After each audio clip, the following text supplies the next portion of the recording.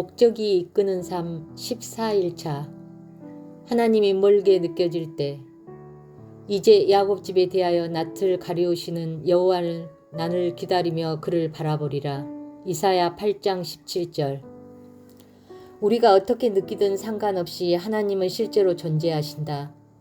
모든 일이 잘 풀리고 행복한 상황이 펼쳐질 때 하나님을 예배하는 것은 쉽다. 하지만 상황이 언제나 좋을 수는 없다. 그럴 때에는 하나님을 어떻게 예배하는가?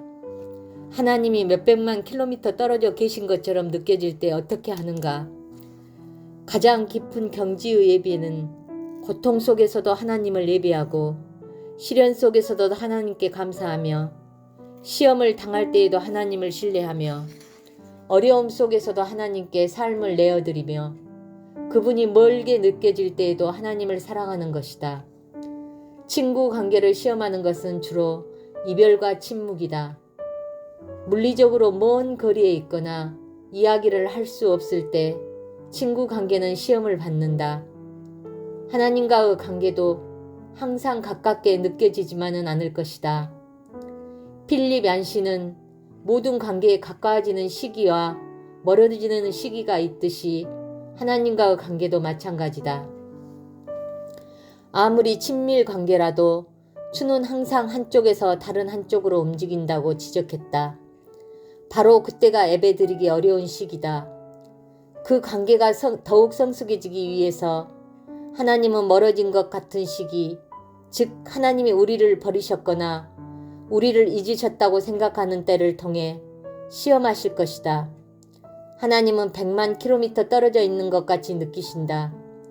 십자가의 성 요한은 영적인 메마름, 의심, 그리고 하나님과 멀어진 이 시대를 영혼의 어두운 밤이라고 표현했다. 헨리 나우에는 부재의 사역이라고 표현했다. 토저는 밤의 사역이라고 했으며 또 다른 사람들은 마음의 겨울이라고도 했다. 예수님 외에 다윗보다 하나님과 더 가까운 관계를 유지한 사람은 아마 없을 것이다. 하나님은 그를 내 마음에 합한 사람이라고 기꺼이 부르실 정도였지만 다윗은 종종 하나님의 부재에 불만을 표하곤 했다.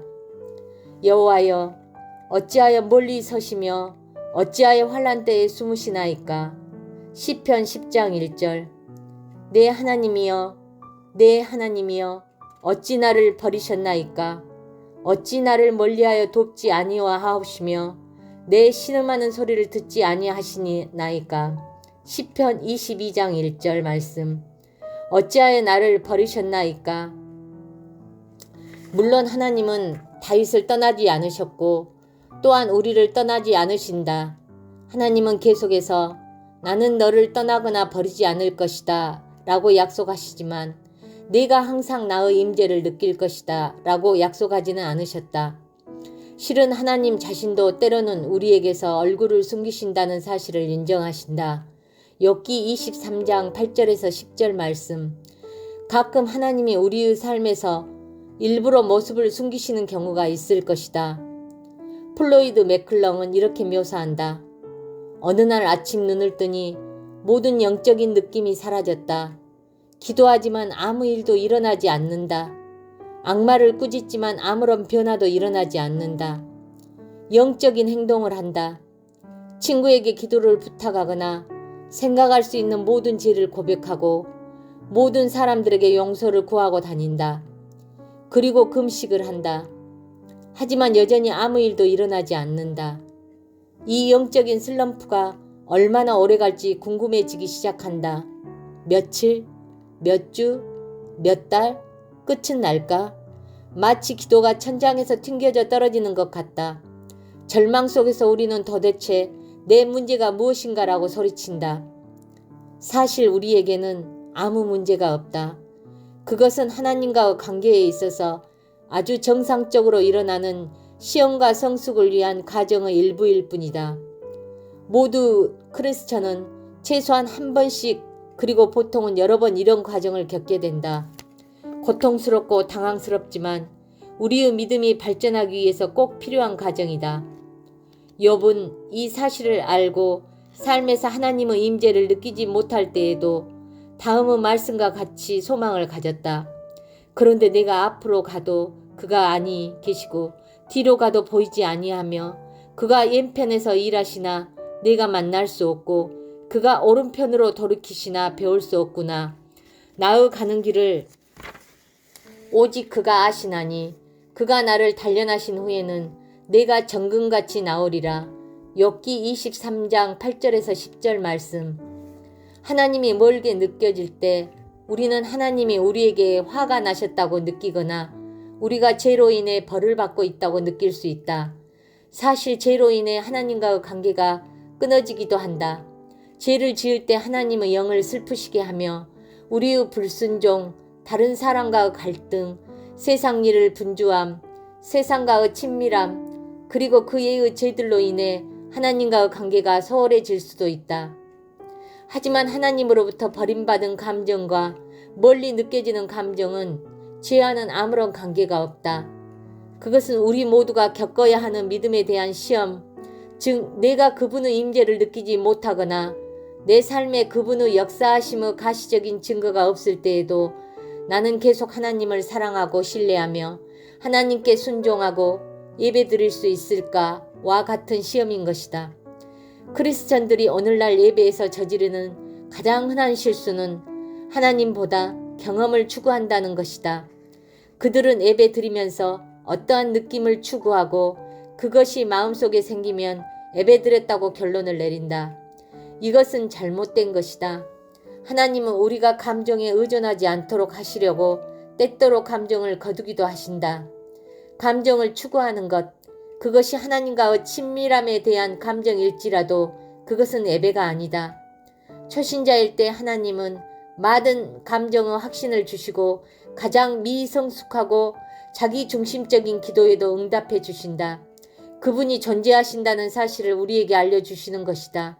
하지만 우리가 믿음이 자라면서 그분은 이러한 의존물로부터 우리를 떼어놓으실 것이다. 하나님이 어떻게든 계시다는 사실과 그분의 임재를 나타내는 현상은 전혀 다른 것이다. 전자는 진리고 후자는 감정이다. 하나님은 항상 계신다. 심지어 우리가 인식하지 못할 때에도 계신다. 그리고 그분의 임재는 단순한 감정으로 측정하기에는 너무 심오하다. 물론 하나님도 우리가 당신의 존재를 느끼기 원하신다. 하지만 우리가 그분을 느끼기보다 신뢰하는 것을 더 중요하게 생각하신다. 하나님께 기쁨을 드리는 것은 감정이 아닌 믿음이다. 우리의 믿음이 가장 많이 자랄 수 있는 상황은 삶이 모두 무너지고 있는데 하나님은 보이지 않는 그런 때다. 욥에게 그런 일이 일어났다. 하루 만에 그는 모든 것을 잃었다. 가족, 사업, 건강, 그리고 소유하였던 모든 것을. 그리고 가장 절망적인 것은 욥기 37장 동안 하나님은 한마디도 하지 않으셨던 것이다. 우리의 삶에서 일어나고 있는 일들을 이해하지 못하고 또한 하나님이 침묵하고 계실 때 도대체 하나님을 어떻게 예배해야 하는가? 아무 의사소통 없는 위기의 때에 어떻게 계속 하나님과 관계를 유지할 수 있는가? 눈에 눈물이 가득 고여 있는데 어떻게 예수님만 바라볼 수 있는가? 욥이 한 대로 하면 된다. 그때 그는 바닥에 엎드려 이렇게 말했다. 욥이 일어나 겉옷을 찢고 머리털을 밀고 땅에 엎드려 경배하며 가로되 내가 모태에서 적신이 나왔사온즉 또한 적신이 그리로 돌아가올지라. 주신 자도 여호와시오 취하신 자도 여호와시오니 여호와의 이름이 찬송을 받으실지니이다 하고 욥기 1장 20절에서 21절 말씀. 하나님께 솔직한 감정을 말하라. 하나님께 마음을 모두 털어놓으라. 감정을 모두 쏟아내라. 하나님은 우리의 의심, 분노, 두려움, 슬픔, 혼란, 그리고 궁금증들을 모두 감당하실 수 있기 때문이다. 욥은 이렇게 표현했다. 저는 조용히 있을 수 없습니다. 저는 화가 났고 분개하고 있습니다. 말을 해야겠습니다. 그는 하나님이 몰고 계신다고 느껴졌고 내 생애에 있어서 최고의 시절 하나님과 우정이 내 집안을 축복했던 그날이 돌아올 수 있었으면 이라고 외쳤다. 하나님은 우리의 의심, 분노, 두려움, 슬픔, 혼란, 그리고 의문들을 모두 감당하실 수 있다. 하나님 앞에서 절망적인 상황을 인정하는 것이 믿음의 표현이라는 것을 알았는가? 하나님을 신뢰하는 동시에 절망을 느끼며 다윗은 이렇게 썼다. 나는 굳게 믿고 말하였다. 나는 완전히 망했구나. 이것은 모순처럼 들린다. 나는 하나님을 신뢰하지만 완전히 파멸되었다. 그렇지만 이와 같은 다윗의 솔직함 속에는 그 깊은 마음이 드러나고 있다. 첫째, 그는 하나님을 신뢰했고, 둘째, 그는 하나님이 자신의 기도를 들어주실 것을 믿었으며, 셋째, 그는 자신의 감정대로 하나님께 솔직하게 이야기해도 여전히 하나님은 자신을 사랑하실 거라고 믿었다. 하나님이 어떤 분이신지 초점을 맞추라. 그분은 한결같은 분이시다. 상황과 감정에 상관없이 하나님의 변하지 않는 특성에 매달리라. 우리가 알고 있는 하나님에 대한 불변의 진리들을 머릿속에 떠올리라. 그분은 좋으신 하나님이시다. 그분은 나를 사랑하신다. 나와 함께 하신다. 내가 겪고 있는 일들을 아신다. 나를 돌보신다. 그리고 그분은 나의 삶에 대해 멋진 계획을 가지고 계신다. 레이몬드 에디먼은 말했다. 하나님이 빛 가운데서 하신 말씀에 대해 어둠 속에서 의심하지 말라. 욥의 경우 그 삶이 하나하나 망가져가고 있을 때 하나님은 침묵하셨다. 그러나 그때에도 욥은 여전히 하나님께 찬양을 드릴 수 있는 이유들을 발견했다. 그분은 선하시며 사랑이 많은 하나님이시다. 욥기 10장 12절 말씀. 그분은 전능하시다. 욥기 37장 5절 말씀, 23절 말씀, 42장 2절 말씀. 그분은 내 삶의 모든 구체적인 부분까지 아신다. 욥기 23장 10절 말씀, 31장 4절 말씀. 그분이 모든 것을 통제하신다. 욥기 34장 13절 말씀. 그분은 내 삶에 대한 계획을 가지고 계시다. 욥기 23장 14절 말씀. 그분은 나를 구원하실 것이다. 욥기 19장 25절 말씀. 약속을 지키시는 하나님을 믿으라. 영적으로 메마른 시기를 지날 때 우리는 우리의 감정이 아닌 하나님의 약속을 인내함으로 의지해야 하고, 그 기간 동안 하나님이 우리를 더욱 깊은 성숙의 단계로 이끌고 계심을 깨달아야 한다. 감정의 바탕을 둔 우정은 그 깊이가 얕을 수밖에 없다. 그러므로 어려운 일 때문에 마음의 어려움을 당해서는 안 된다. 상황이 하나님의 특성을 바꿀 수는 없다. 하나님의 은혜는 상황이 어떻든 상관없이 여전히 우리의 삶에 충만하게 임하고 있으며, 하나님은 여전히 우리 편에서 우리가 느끼든 못 느끼든 서 계신다. 확신을 가질 수 없는 상황 속에서도 욥은 하나님의 말씀을 붙잡았다. 그는 이렇게 말했다. 내가 그 입술의 명령을 어기지 아니하고 일정한 음식보다 그 입의 말씀을 귀히 여겼구나. 욥기 23장 12절 말씀. 하나님의 말씀에 대한 이러한 믿음 때문에 욥은 아무리 어려운 상황 속에서도 신실할 수 있었다. 소망은 기대하는 마음으로 계속 기도하는 것이다. 그리고 믿음은 고통 속에서도 강했다. 하나님이 나를 죽이실지라도 나는 계속 그를 신뢰할 것이다. 욥기 13장 15절 말씀.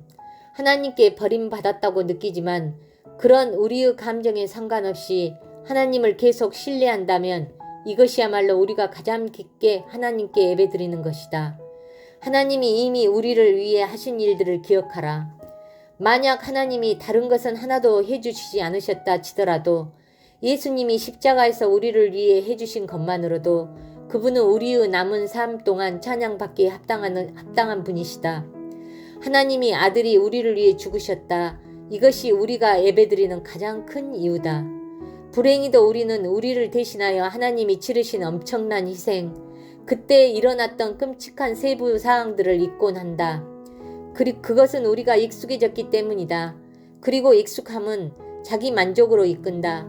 십자가에 못 박혀 돌아가시기 전에도 하나님의 아들은 옷이 벗겨진 채 형체를 알아볼 수 없을 정도로 맞고 채찍질 당했으며 조롱당했고 가시면류관을 쓰셨으며 사람들은 그분을 경멸하며 침을 뱉었다. 잔인한 인간들에게 학대받고 조롱당했으며 동물만도 못한 취급을 받으셨다. 그때 피를 너무 많이 쏟아 의식을 거의 잃으신 채로 그분은 힘겨운 십자가를 지고 언덕을 올라가서 십자가 위에서 못 박히시고 십자가 처형 중 가장 참기 힘든 죽음 후 고문 과정, 즉 천천히 죽도록 방치되셨다. 그분은 피가 흐르고 있을 때 야유하던 사람들이 모욕적인 말을 하고 고통을 비웃으며 그가 진정 하나님이냐고 조롱했다. 예수님이 모든 인류 죄를 짊어지시는 동안 하나님은 그 추한 광경에서 눈을 떼셨고 예수님은 절망 속에서 이렇게 외치셨다. 나의 하나님이시여 왜 나를 버리시나이까? 예수님은 스스로를 구하실 수도 있었지만 그랬다면 우리를 구원하실 수 없었을 것이다. 인간의 말로는 그 순간의 암울함을 표현할 수 없다. 왜 하나님은 예수님이 그렇게 무시무시하고 악한 학대를 당하게 두셨을까? 왜일까? 바로 우리가 영생을 지옥에서 보내지 않도록 하기 위해서, 그래서 우리가 그분의 영광을 영원히 함께 누리게 하기 위해서다. 성경은 이렇게 말한다. 그리스도는 죄가 없으셨지만 우리가 하나님과 연합하여 그 의로움을 함께 나눌 수 있도록 하기 위해서 하나님은 예수님에게 그 죄값을 대신 치르게 하셨다. 고린도후서 5장 21절 말씀. 예수님은 우리가 모든 것을 갖게 하시려고 모든 것을 버리셨다. 그분이 죽으심으로 우리는 영원히 살 수 있게 되었다. 그 사실 하나만으로도 우리는 하나님께 감사해야 하고 찬양해야 한다. 다시는 무엇에 대해 감사해야 할지 고민해서는 안 된다.